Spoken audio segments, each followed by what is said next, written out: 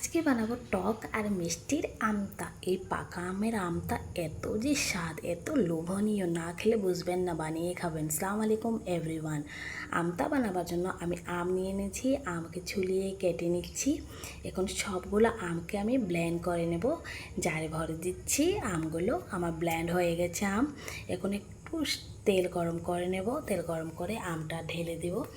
এখন ঢালার পরে আমি ওখানে দিচ্ছি নুন, একটু কালা নুন, তারপর একটু চিনি দিয়ে ভালোটাকে মিক্স করতে হবে। সেটাকে জাল দিতে হবে অনেক টাইম।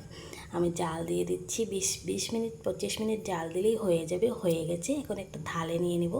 থালে কিন্তু আমি তেল লাগিয়ে নিয়েছি। তা আপনারা চাইলে তেল লাগাতে পারেন, ঘিও লাগাতে পারেন, সেটা আপনাদের ইচ্ছা। লাগিয়ে নিচ্ছি আর সবভাবে সমানভাবে দিয়ে দিচ্ছি। আর একদিন পরে এই আমার আমতাটা বানিয়ে একদম রেডি। এত লোভনীয় লাগছে, দেখতেই পাচ্ছেন, অনেক মজা হয়েছে।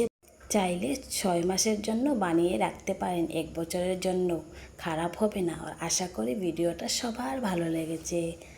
সবাই ভালো থাকবেন আর খোদা হাফেজ।